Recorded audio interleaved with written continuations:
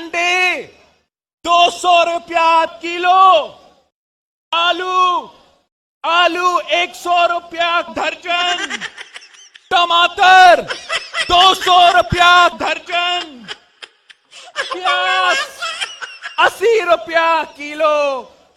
ये है तब्दीली, ये है कि अंडे 200 रुपया किलो, 200 रुपया किलो, 200 रुपया किलो, आलू 100 रुपया दर्जन, आलू 100 रुपया दर्जन, टमाटर